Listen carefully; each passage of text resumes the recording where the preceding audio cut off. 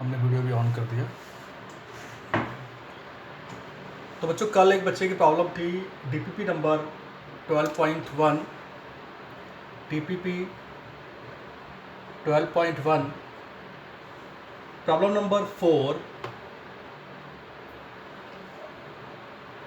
इस प्रॉब्लम में ये कहा गया है the height of mercury which exert the same pressure as 20 centimetre of water column is equal to. 4 option दिए हुए हैं। इस वाले क्वेश्चन में पूछा गया है कि मरकरी की हाइट क्या होगी, मतलब एक कोई थर्मामीटर या कुछ ऐसा टेम्परेचर नापने का कोई मीटर बनाया गया है जिसमें एक में लिया गया है मरकरी, है ना, और एक में लिया गया है वाटर। ठीक है, तो हम यहाँ पर आपको समझाने के लिए डायग्राम बनाते हैं कि एक मरकरी का थर्मामीटर है, ठीक है, और एक वाटर वाला है थर्मामीटर, राइट। ठीक है, मान लीजिए कि इसमें मरकरी फिल है और इसमें वाटर फिल है। बहुत ही आसान प्रॉब्लम है ये, ठीक है। और कहा गया है कि वो हाइट बताइए मरकरी में जब दोनों का प्रेशर सेम हो। प्रेशर मतलब P1 या PM एंड PW, मतलब pressure of mercury and pressure of water. तो कंडीशन गिवन है प्रॉब्लम में ही कि pressure in mercury equal to pressure इन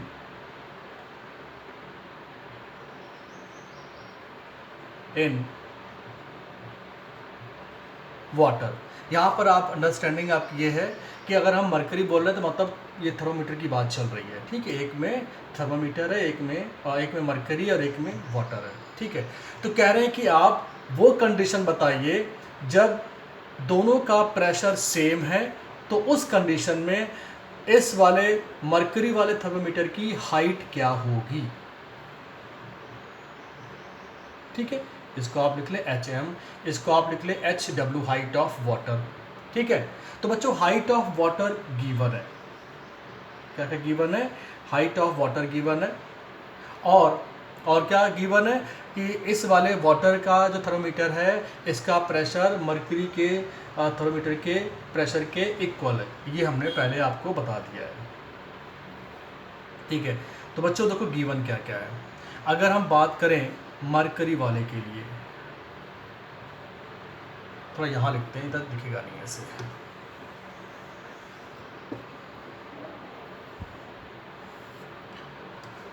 तो क्या क्या गिवन है बच्चों, अगर हम बात करें मरकरी और वाटर वाले थर्मोमीटर की बात चल रही है, ठीक है। तो बच्चों मरकरी वाले में हाइट हमको निकालनी है, ठीक है, और वाटर की हाइट इन्होंने दे रखी है। आप देख सकते हैं वाटर की जो हाइट है वो 20 सेंटीमीटर है, 20 सेंटीमीटर। तो बच्चों हम इसको मीटर में कन्वर्ट कर लेंगे, 100 से डिवाइड कर देंगे तो 0.20 मीटर हो जाएगा, ठीक है, 0.20 मीटर हो जाएगा। और क्या गिवन है बच्चों, अच्छा यहाँ पर कुछ गिवन नहीं है जो निकालना है। क्यों, क्योंकि हम जानते हैं कि प्रेशर का जो फार्मूला होता है हाइट इंटू डेंसिटी इंटू जी, ये हम इससे पहले पढ़ चुके हैं, ठीक है। अभी लास्ट आज शनिवार को हम लोग पढ़ चुके थे इसको। तो P equal to height into density into gravity होती है। तो बच्चों क्या क्या गिवन नहीं है वो हमें पहले से पता होना चाहिए। जैसे डेंसिटी ऑफ मरकरी हमें पहले से याद होनी चाहिए, ये यूनिवर्सल है, ये हर जगह पर सेम पाई जाती है। तो बच्चों इसकी वैल्यू होती है 13.6 इंटू 10⁻³ किलोग्राम पर मीटर क्यूब। यही रीज़न है कि हमने हाइट जो है वो मीटर में निकाली है। Now similarly density of water, ये भी नॉन है आपको आगे एक चार्ट बताया जाएगा, उस चार्ट में आप इसको नोट कर लीजिएगा। तो 10⁻³ किलोग्राम पर मीटर क्यूब, ठीक है। बाकी जी की वैल्यू तो दोनों में सेम ही रहती है, आप इसे ले या ना ले, दोनों ही तरफ कट हो जाएगा, न्यूटन पर 9.8 मीटर पर सेकंड स्क्वायर एंड 9.8 मीटर पर सेकंड स्क्वायर। ठीक है, तो जैसा कि बोला गया है पहले से ही कि pressure of mercury equal to pressure of water in thermometer is equal. तो बच्चों h height of mercury into density of mercury into g equal to height of water column into density of water into g। तो g और g cancel out हो गया, हमको निकालना है height of mercury. So height of mercury equal to, आप देख सकते हैं, height of water into density of water upon density of mercury. Clear? अब आप पुट कर सकते हैं बच्चों। तो हाइट ऑफ वाटर दिया हुआ है 0.20 centimetre into density of water 10⁻³ whole upon density of mercury 13.6 into 10⁻³। ये कट गया, ये कट गया बच्चों। इसको अगर हम सॉल्व करेंगे तो हमारे पास वैल्यू जो आ रही है इससे 1.4 आएगी। ठीक है, तो आप गैस कर सकते हैं कि 1.4 आ रहा है, तो बाकी सब में तो 14.8 148 नन ऑफ दीज आ रहा है, मतलब ए ऑप्शन जो है वो करेक्ट होगा, मतलब ये मीटर में होगा। So this option is correct. कौन सा ऑप्शन होगा बच्चों? ये ए ऑप्शन। तो आप कह सकते हैं A option is correct. Please note down.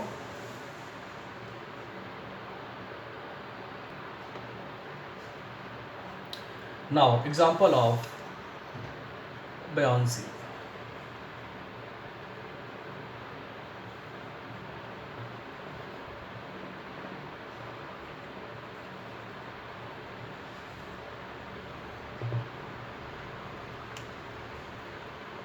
जब आप किसी बकेट को, बकेट यानी कि बाल्टी या कोई कंटेनर को हम रस्सी में बांध करके वेल मतलब कुएं में हम डुबो करके जब पानी निकालते हैं, जब खींचते हैं सॉरी, जब तक वो बकेट पानी के अंदर रहती है तब तक उसको खींचना आसान होता है। ये खुद आपने फील किया होगा अगर आप कभी बकेट से कुएं के अंदर हम पानी निकालते हैं, तो जब तक बकेट, भरी हुई बकेट जो है वो पानी के अंदर रहती है, उसको खींचना आसान होता है। लेकिन जैसे ही वो बकेट जो है वो एयर में आती है तो उस पर जो फोर्स है वो बढ़ जाता है, यानी कि हमारा जो लगाया गया फोर्स है खींचने का वो बढ़ जाता है। जबकि बकेट जब पानी के अंदर रहती है तो बकेट पे लगने वाला फोर्स, यानी कि हम जो फोर्स लगाते हैं वो कम लगता है। क्यों? क्योंकि जब वो बकेट पानी के अंदर रहती है तो जो पानी है, वो जो वाटर है, वो उस बकेट पर अपवर्ड फोर्स लगाता है, अपथ्रस्ट फोर्स लगाता है, जिससे वो फोर्स हमारे फोर्स में ऐड हो जाता है और हमें खींचने में आसानी हो जाती है। ठीक है, तो पहला एग्जांपल आप देख सकते हैं, when a bucket is pulled out of a when a bucket is pulled out of a well it is felt lighter so long as it remains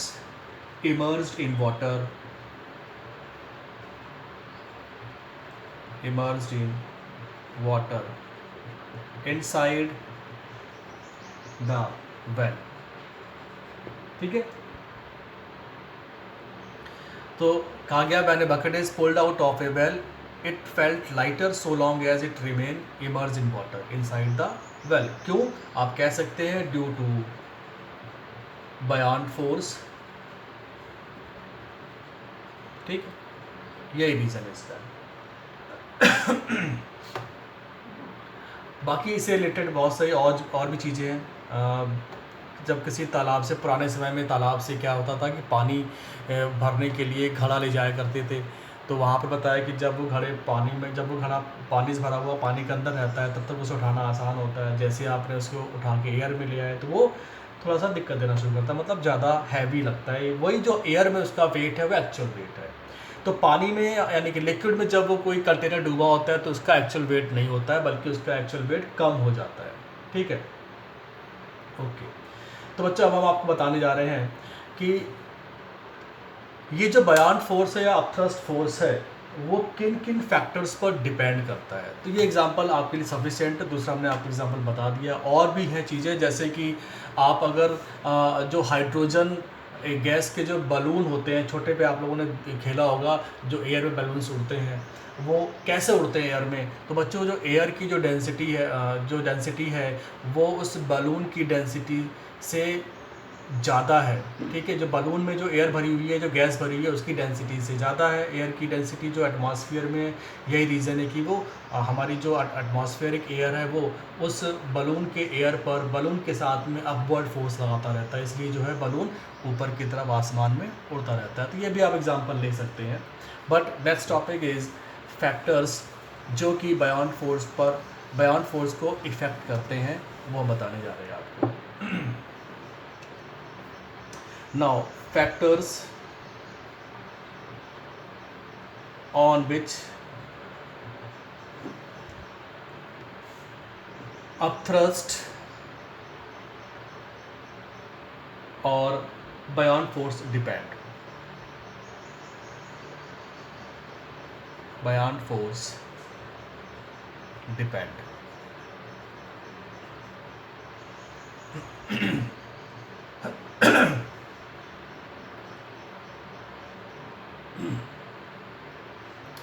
एक बहुत ही सिंपल सा केस लेते हैं। हम एक लार्ज वुडन ब्लॉक लेते हैं। Large wooden block, ठीक है। और दूसरा लेते हैं हम लोग स्मॉल वुडन ब्लॉक।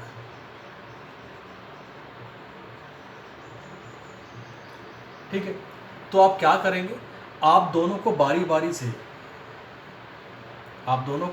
बारी से वाटर में इमर्ज करेंगे। ठीक है, तो आप कहेंगे कि लार्ज वाले वुडन ब्लॉक पर हमें पानी के अंदर जब हम इस पर फोर्स उठाने की लगाते हैं, ठीक है, as compare to small wooden block को जब डुबो कर लगाते हैं, उठाने के लगाते हैं फोर्स, तो आप ये बातें कि स्मॉल वुडन ब्लॉक में ऊपर के उठाने पर फोर्स बहुत कम लगाना पड़ा, जबकि लार्ज वुडन ब्लॉक को उठाने में हमें ज़्यादा फोर्स लगाना पड़ा। आप यहाँ तक कोई भी आप इसमें वुडन ब्लॉक डाल दीजिए, तो डिपेंड करता है कि उसका कितना वेट है वुडन ब्लॉक का और स्मॉल वुडन ब्लॉक का।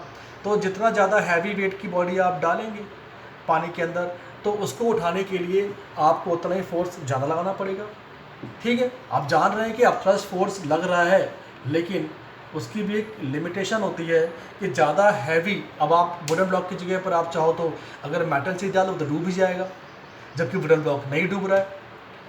तो हम यही बताने की कोशिश कर रहे हैं कि ज़्यादा हैवी जो अगर आप ऑब्जेक्ट या कोई बॉडी वाटर के अंदर आप इमर्ज करेंगे, तो उसको उठाने में उतना ही फोर्स हमें लगाना पड़ेगा, ज़्यादा लगाना पड़ेगा।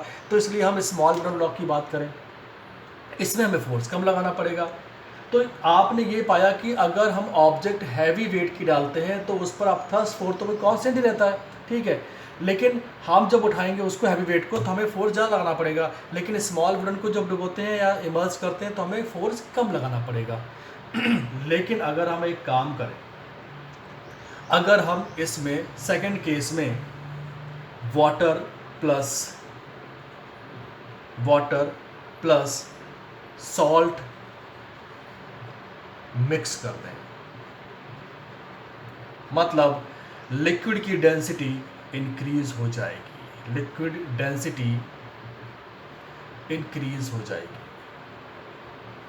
ठीक है।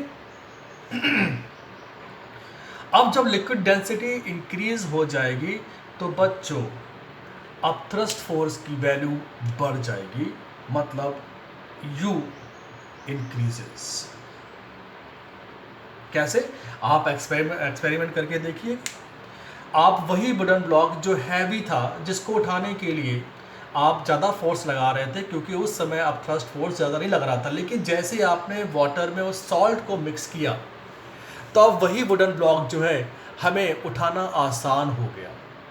तो आपने ऐसा क्या नया किया जिससे कि लार्ज वुडन ब्लॉक भी उठाना आसान हो गया? तो आप कहेंगे कि हमने उस लिक्विड की डेंसिटी को इंक्रीज कर दिया, जिससे कि उसका जो थ्रस्ट फोर्स है यानी कि बयान फोर्स है वो इंक्रीज हो गया।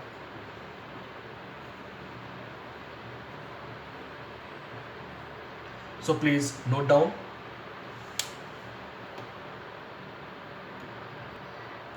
तो हमने जैसा बताया कि एक का वॉल्यूम लार्ज है, एक का वॉल्यूम कम है और दोनों के वेट इक्वल है। ठीक है, तो बच्चों अगर हम इसको वाटर में सिंक करते हैं, वाटर में अगर हम इसको सिंक करें तो आप एक्सपेरिमेंटली ये पाएंगे कि बच्चों इस पर लगने वाला अपथ्रस्ट फोर्स U1 इस पर लगने वाला अपथ्रस्ट फोर्स U2 से ज़्यादा होगा। U1 is greater than U2। Why? Because weight of displaced water किसके थ्रू? इस वाले V1 वॉल्यूम के through is greater than weight of displaced water किसका? V2 का। इसका V1 का, इसका V2 का ज़्यादा होगा। समझ गए? तो इसीलिए अपथ्रस्ट फोर्स इस पर जो लगेगा वो ज़्यादा होगा compare to this smaller body. बात समझ में आपको आ गई? तो हमें यहाँ पर ये मालूम चला कि अगर आप हैवी बॉडी लें, ठीक है, हैवी बॉडी लें यानी कि वो वॉल्यूम में ज़्यादा हो, तो उसके थ्रू जो वाटर डिस्प्लेस होगा वो ज़्यादा होगा। और जब वाटर डिस्प्लेस ज़्यादा होगा तो बच्चों लगने वाला अपथ्रस्ट फोर्स भी उस बॉडी पर ज़्यादा होगा। ठीक है, स्मॉल बॉडी लेते हैं उसे कंपेयर में, तो उसके थ्रू जो डिस्प्लेस वाटर है वो कम होगा और इसलिए लगने वाला अपथ्रस्ट फोर्स भी कम होगा। तो बच्चों हमें इन तीनों रिजल्ट में से दो रिजल्ट जो हमारे मेन जो बनकर के आए हैं, एक तो डेंसिटी वाला और दूसरा वॉल्यूम वाला, तो हम इसी दोनों के बेस पर हम डिफाइन करते हैं और हम रिजल्ट फाइंड करते हैं कि जो फैक्टर्स है जो कि बयान फोर्स को इफेक्ट डालते हैं, वो पहला फैक्टर आपका डेंसिटी वाला है और दूसरा फैक्टर जो आपका वो वॉल्यूम वाला है। ठीक है, इसे नोट कर लीजिए फटाफट बच्चों। वो कंक्लूजन ये है कि अपथ्रस्ट फोर्स जो है वो डिपेंड करता है किस पर? लिक्विड के डेंसिटी पर। नंबर 1 अपथ्रस्ट फोर्स, ठीक है, upthrust force depend on density of liquid, ठीक है, जिसमें वो बॉडी इमर्स करती। दूसरा upthrust force depend on the volume of the body. Upthrust force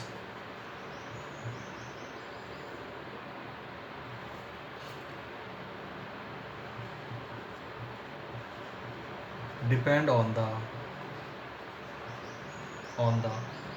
volume of the body which immersed in liquid।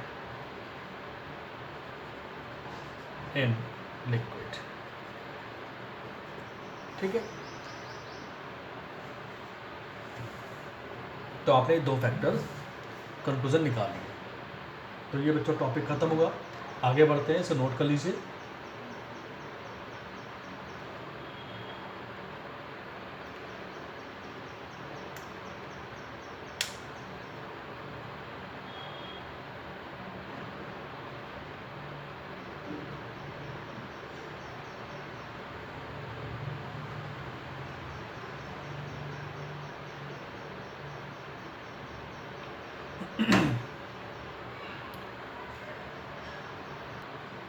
Upthrust force by liquid is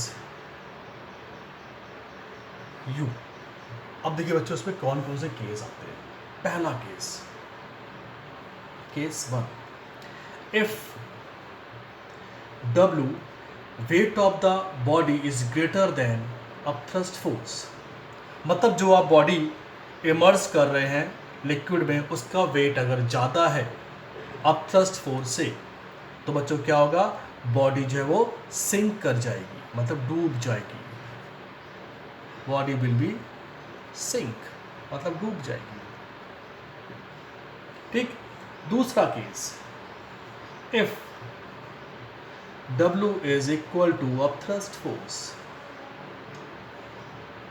अगर W और upthrust force equal है तो body will float, body will float. Third case,